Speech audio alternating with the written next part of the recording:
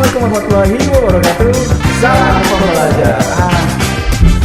Tamu spesial hari ini dua orang yang saya susah banget, terus terang saya dari 3 bulan yang lalu loh mau ngajak mereka ini podcast, tapi susah banget. Kebetulan hari ini tuh diresmikan oleh Bapak Kepala BPSDM Hukum dan HAM dan Pak PLT Dirjen KI. Pas mereka bisa juga, jadi memang saya curiga sebenarnya ini kalian ngatur supaya nunggu diresmikan ya? Memang dipas-pasin. Kami memang butuh disambut seperti itu, Pak. Butuh yang legal ya? Butuh yang legal. Hukum dan HAM ya? Kita mau pakai ini studio pertama ya? Iya. Benar, literally pertama.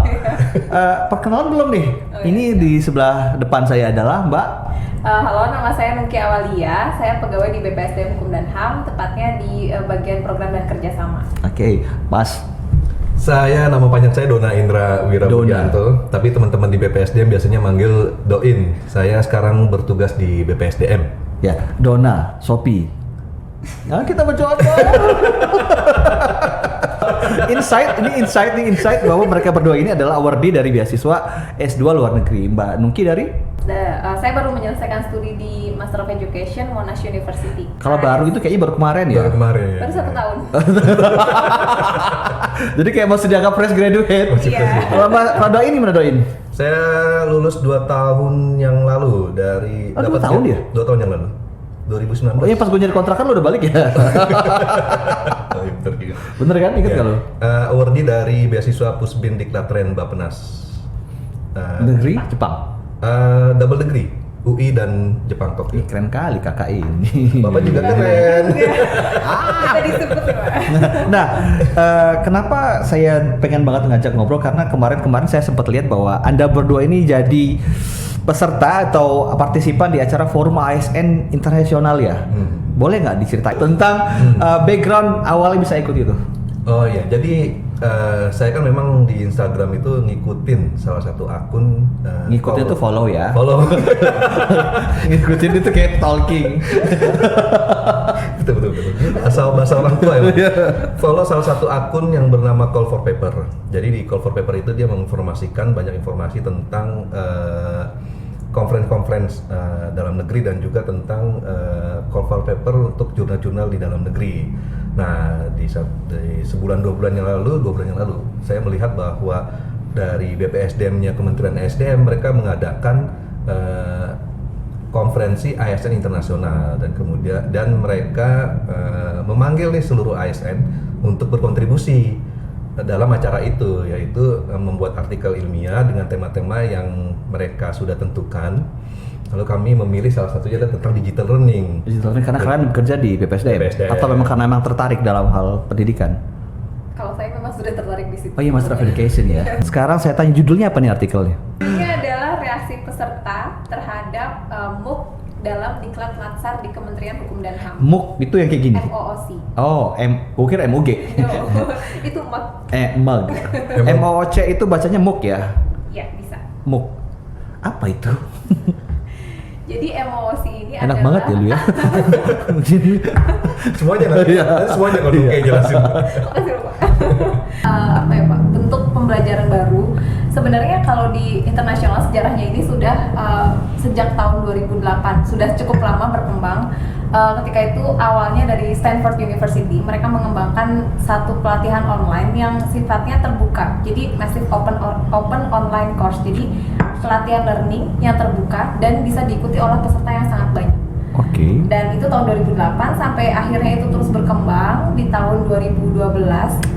Semakin banyak universitas yang membentuk pelatihan-pelatihan seperti itu sampai New York Times menyebut tahun 2012 itu sebagai Year of MOOC atau Year of MOOC karena tahun 2012 itu banyak platform pionir MOOC. Mungkin sebenarnya sahabat pembelajar mungkin bisa jadi sudah familiar dengan Coursera atau Future Learn atau edX. Jadi platform-platform yang menyediakan pelatihan-pelatihan gratis bekerjasama dengan universitas. Lalu bedanya dengan e-learning yang kita biasa join itu, Pak. MOOC ini adalah pelatihan e-learning yang sifatnya fully asinkronus. Jadi beneran nggak online ya? Jadi nggak tatap muka langsung. Kita nggak ada tatap muka, kita nggak interaksi dengan pengajar, nggak ada diskusi Zoom dan sebagainya. Jadi by system. Jadi by system sudah pelatihan didesain di Coursera sudah ada dari awal penjelasan seperti apa pelajarannya, lalu tujuan pembelajarannya, materi-materinya, sampai kuis-kuisnya, hanya ada satu discussion forum biasanya. Di situ saja kesempatan para peserta bisa saling berkomunikasi. MOOC itu yang salah satu yang terkenal dikembangkan oleh Indonesia X. Nah, Indonesia X itu memiliki platform MOOC, dan bahkan Indonesia X ini bekerja sama dengan kampus-kampus di Indonesia. Nah, di Indonesia yang awal-awal melakukan MOOC atau membuka platform MOOC di Indonesia adalah Indonesia X. Nah, Indonesia X itu bekerja sama dengan kampus-kampus di Indonesia.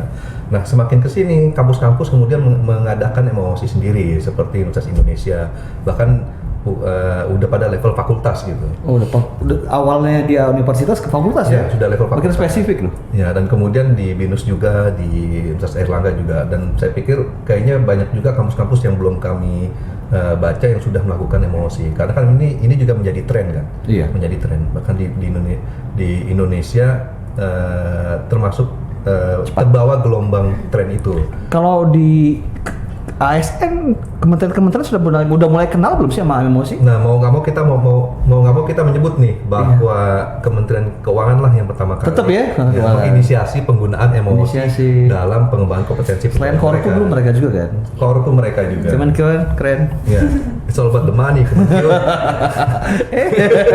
Terus apa lagi selain Kemenku? Setelah Kemenku yang kami baca-baca, yang kami dapatkan juga bahwa yang melakukan MOOC adalah BPKP. Badan Pemeriksa Keuangan dan Pembangunan. Cakep, hafal ya? Ya, hafal dong. Lanjut, selain itu BPKP, Kemenku ada lagi? Nah, yang terkini yang kemudian masuk ke dalam penelitian kami adalah LAN. Tetap ya LAN ya? Tetap LAN. Dan LAN menggunakan pertama kali juga untuk pelatihan Latsar. Teman-teman Latsar itu CPNS. Prajab zaman dulunya. Prajab zaman dulu. Zaman kita. Sekarang Latsar.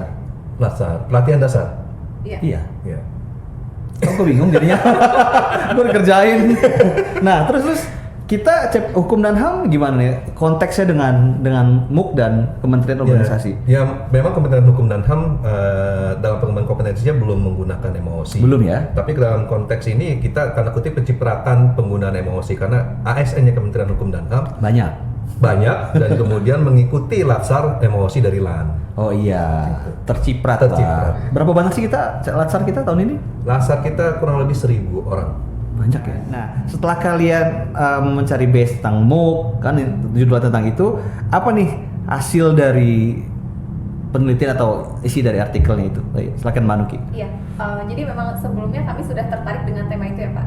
Kami sudah melihat bagaimana MOOC berkembang di internasional, di Indonesia, bahkan di kementerian, di lingkungan pemerintahan. Dan ketika kami melihat, wah LAN sudah menerapkan ini, kami sangat excited dan kami melakukan penelitian tentang MOOC tersebut dengan membagikan kuesioner kepada para peserta melalui kertas Google Form. Oh, kirain agak canggih Pak, agak canggih. Dan dari sekitar 1.000 peserta, udah belum? Iya, lanjut. Sekitar 1.000 peserta Latsar, hampir 300 orang mengisi kuesioner tersebut. Oke. Itu 1.000 tuh kalian kasih semua? Atau kalian kasih emang 300? Kami kirimkan ke kurang lebih 1.000 orang itu. Jadi ngisi 300 ya? Ini 700 mana? Kami kirim via grup sih Pak. Yang 700 itu yang mager-mager. Lu bisa cerita tahu namanya nggak? 300 orang banyak juga sebenarnya. Udah mewakili ya. Sudah cukup representatif lah. Hasilnya gimana tuh mereka reaksinya? Pertama kami melihat dari datanya dulu Pak. Dari 300 orang ini, sekitar setengah itu mereka adalah lulusan sarjana dan setengahnya lagi lulusan SMA. Dan kami melihat di pertanyaan-pertanyaan awal kami menanyakan apakah kalian sudah familiar dengan MOOC atau apakah kalian sudah pernah mengikuti MOOC. Dan ternyata sepertiga dari mereka sudah familiar dengan sistem pembelajaran seperti itu. Lo tau kenapa mereka familiar? Karena mereka anak milenial. Bener. Lo tau kenapa gua familiar? Udah tua. Bapak ikutannya pelatihan klasikal aja selama ini. Karena mereka itu digital natives Pak. Kalau kita digital imigran katanya. Oh betul. Kita memang perpindahan ya. Iya. Kalau mereka memang dari awal sudah lahir sudah terpapar dengan internet. Iya. Jadi saya lanjutkan nih Pak. Ya lanjut. Maaf loh. Emang doain suka ganggu. Jadi ternyata sepertiga dari mereka sudah familiar sudah familiar, tapi seperempat dari mereka bahkan sudah pernah mengikuti pelatihan MOOC. Oke. Dan Sepertiga itu- familiar, seperempat sudah pernah. Berarti sepertiga mas seperempat banyak yang mana? Banyak sepertiga dong. Berarti Jadi yang ada sudah ada yang udah tahu, Bingung, tapi iya. belum pernah pakai. Oh iya ya. Mereka tahu tapi mereka tidak pakai. Iya. Yang sepertiga itu. Tapi Sekarang ternyata gua dari tahu dan seperempatnya gua pernah itu. pakai, gua termasuk dalam sepertiga itu Iya. jadinya Iya, sekarang. sekedar tahu ya. Dipakai, Pak. Anjing pusaran lo. Dan kami lihat angka itu cukup menjanjikan ya, hasilnya cukup menggembirakan karena jika dibandingkan dengan data di Indonesia sendiri, pengguna MOOC itu masih sangat rendah. Bahkan salah satu jurnal menunjukkan bahwa hanya sekitar 1%, tidak ada 1% dari Almost pengguna- 1%, only 1% ya. Iya. Almost only. Almost 1% I dari want pengguna a 0 aktif, point. dari pengguna aktif internet yang pernah mengakses MOOC. Jadi ternyata Sisanya 99% TikTok. TikTok Oh, ya, betul. sarana TikTok juga bisa jadi sarana Pembelajaran. pembelajaran. Masuk ke emosi nggak? Oh no, Mungkin tidak, bukan, tidak. bukan. Tapi digital learning bisa ya. bisa, bisa, jadi. kalau dibilang bisa. Bisa jadi. Bisa. Lanjut Gitu. mbak. Emang saya ganggu deh. 1%, hampir 1%. Iya. Dan itu termasuk rendah, tapi kalau dilihat dari yang survei kalian artikel ini termasuk tinggi ya, 25% sudah tahu. Iya, Kenal, pernah dengar, tapi ada yang belum pakai juga. Sisanya nggak tahu ya, belum pernah. belum pernah. Mungkin Latsar ini jadi pengalaman pertama mereka dengan pelatihan sistem MOOC. Oke, sekarang kita beralih ke kesimpulan dari artikel atau masih ada yang mau dijelasin, Doin? Ya, jadi saya akan melanjutkan dari hasil Enak ya tinggal melanjutin. melanjutkan pembahasan yang Iya. disampaikan oleh Pak Nungki. Perlu diperjelas ya. Iya. Terus? Jadi kan kita ingin dengan tadi dibilang bahwa sebagian besar ini adalah pengalaman pertama mereka. Maka kita mau melihat nih respon dan reaksi mereka terhadap pembelajaran yang dilakukan oleh MOOC. Nah, saya mungkin nggak menjelaskan secara detail ya, Iya. karena kalau Kalau mereka datang ke rumah. datang ke rumah atau datang ke kantor gitu. Iya. Jadi kita memberikan banyak pertanyaan ke teman-teman melalui kuesioner itu. Tapi poin-poinnya adalah kami menanyakan tentang respon mereka terhadap tujuan pembelajaran, materi pembelajaran, proses pembelajaran, sistem penilaian, portal MOOC dan penguasaan materi. Kita menanyakan secara umum adalah poin-poin tersebut. Walaupun di per poin itu kita bisa jadi ada 3 atau 5, 6 pertanyaan gitu. Nah, kalau mau tahu sebenarnya nanti lihat di jurnal kami. Alhamdulillah artikel ini dipublish di Akan dipublish atau sudah? akan dipublish. Sudah diterima, kita sudah menerima letter of acceptance-nya Oh. dari Jurnal Administrasi Pendidikan dari Universitas Pendidikan Indonesia UPI Bandung. di Bandung. Ya. Sinta 4. Sinta 4. Nah kan gue Sinta inget 4. gue itu. Tadi udah briefing ya. Hebat sekali. Tapi nanti gue ada nggak sebelum nunggu itu terbit kita bisa nggak artikelnya ditaruh di mana gitu, di artikel di link apa gitu? Biar bisa kami taruh di description blog bisa ya? Biar bisa baca. Bisa. Nah, itu dari semua poin yang kami tanyakan ke mereka, semuanya responnya adalah positif. Jadi secara hasil hitung-hitungan hitung-hitungan statistik sederhananya, karena ini kuesioner, jadi statistik sederhananya adalah hampir semua itu 90% semua. Yang artinya mereka sangat setuju atau berespon positif terhadap MOOC dengan poin-poin yang tadi sudah saya sampaikan. Berarti semua udah memang generasi muda udah siap sama digital mereka ya. bisa Iya. menerima dengan Coba kalau itu di sistem mungkin di survei dikasih ke angkatan kita pasti tidak menyukai. Kalau angkatan saya bisa, Pak, angkatan Bapak mungkin enggak. Entah KTP lo mana? Kayaknya kita nggak beda jauh ya. Iya. Gitu kan. Tapi beda Bapak nggak sih? beda berapa bulan ya? Minggu sebenarnya. Nah, kesimpulannya apa nih dari hasil artikel dan tentang MOOC tadi, ada yang mau disimpulkan nggak biar sahabat pembelajar semakin ngeh tentang Iya. ini ilmu ini? Beberapa kesimpulan yang kami ambil dalam penelitian kami, pertama mereka bisa menerima sistem pembelajaran yang baru ini, yang fully asinkronus, yang mungkin belum banyak dari mereka pernah mengikuti pelatihan sejenisnya. Dan yang kedua, hasil pembelajarannya pun cukup baik. Jadi walaupun mereka tidak ada interaksi dengan pengajar, mereka tidak ada interaksi dengan teman secara langsung, tapi mereka tetap mendapatkan peningkatan pengetahuan yang cukup signifikan. Walaupun pembelajarannya bisa dikatakan belajar yang sangat mandiri masing-masing peserta. Lalu kami juga melihat bahwa sistem ini sebenarnya strategis untuk diterapkan untuk pengembangan kompetensi baik di Kementerian Hukum dan HAM atau mungkin ASN secara general, karena Semoga Kemenkumham mulai bisa ya, menerapkan. harapan kami seperti itu, karena kita juga sama-sama melihat bahwa pengembangan kompetensi masih terus perlu ditingkatkan, tidak hanya di kualitasnya tapi juga kuantitasnya. Iya, betul, Dan betul. sistem ini strategis untuk menjangkau semakin banyak orang yang mendapatkan kegiatan pengembangan kompetensi. Karena salah satu yang kami baca juga di Kementerian Keuangan, walaupun mereka tidak menstatekan ini MOC ya Pak, tapi mereka menggunakan istilah massive learning, dan mereka menyatakan bahwa mereka bisa memberikan pelatihan kepada 80.000 pegawai.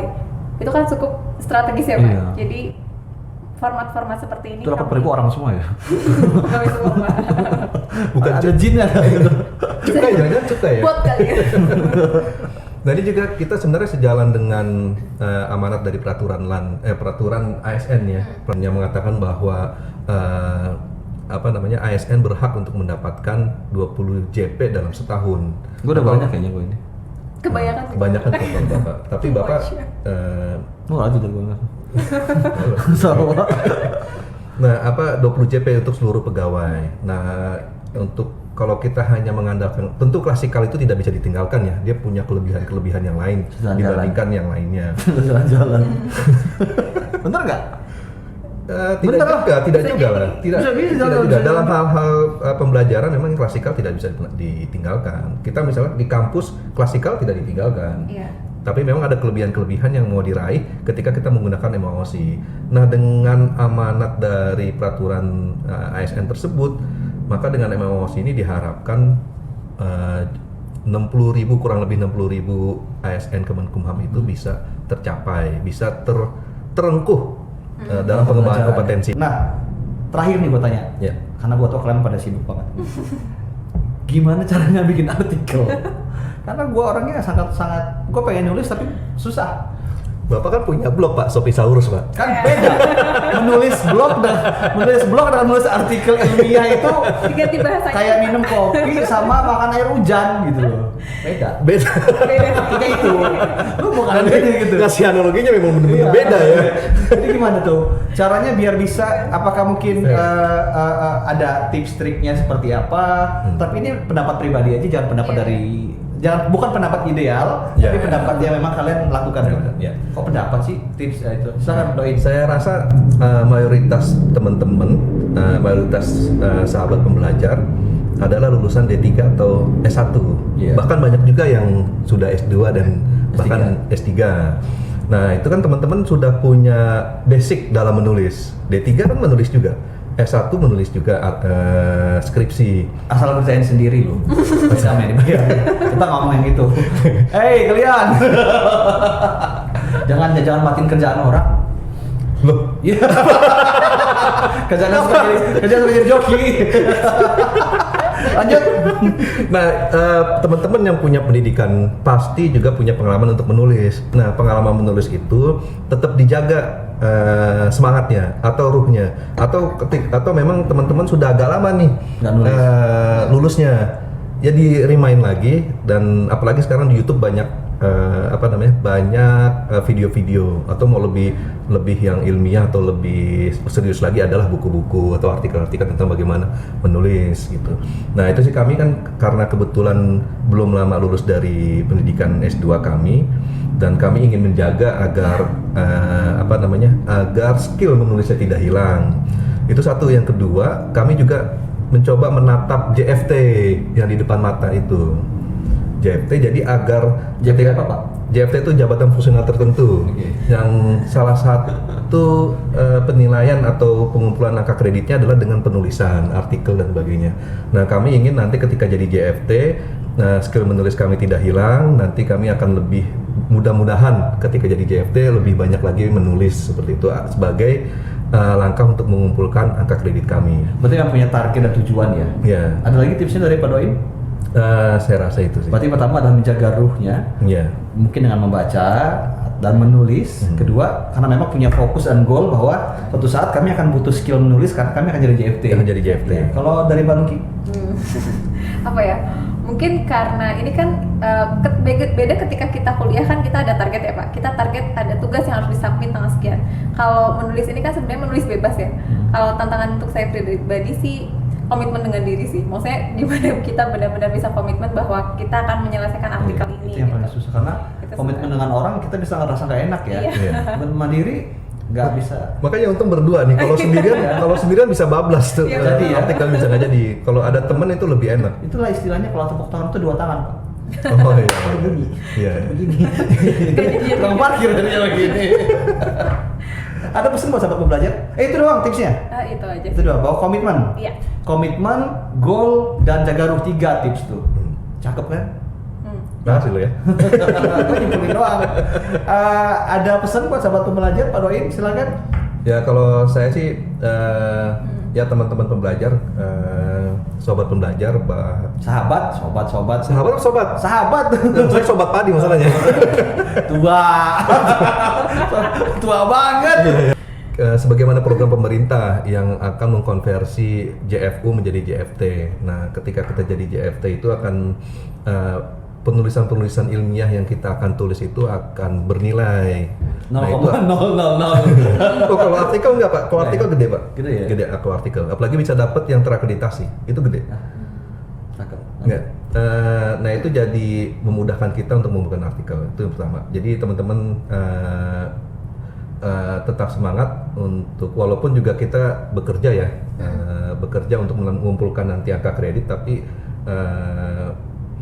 tetap semangat untuk bagaimana menulis artikel ilmiah, karena sepertinya akan bermanfaat. Sepertinya walaupun kita belum menjalani ya, tapi analisa kami itu akan bermanfaat. Apalagi kalau teman-teman mau coba S2 atau S3. Wah, cakep banget itu. Di luar negeri atau di Indonesia? Di dalam atau di luar negeri itu akan sangat membantu sekali, sangat membantu sekali. Asal tadi itu kampusnya yang bener, jangan kampus bayar doang. Oh, enggak dong. Pasti sahabat-sahabat pembelajar memilih kampus yang benar kan? Beli yang benar, ada masalah salah. Oke, ada nggak? Ada tambahan tadi? Udah, itu doang. Udah cukup. Oke, thank you semua. Udah ngobrol dengan gue, walaupun mungkin kayaknya agak tertekan. Enggak. Saya mohon maaf lahir batin loh, kalau banyak salah. Enggak. Saya gantian. Tapi saya nggak nyesel. Jangan kapok datang ke sini. Siap. Dan saya harap jangan butuh waktu lama untuk berhasil ke sini. Mudah-mudahan. Kita bakalan share tentang hal bermanfaat yang insya Allah berguna bagi sahabat pembelajar dan bagi orang-orang yang menyaksikan acara ini. Oke, sahabat pembelajar semua, kami semua bertiga undur diri. Sampai jumpa di kesempatan berikutnya. Assalamualaikum warahmatullahi wabarakatuh. Salam pembelajar.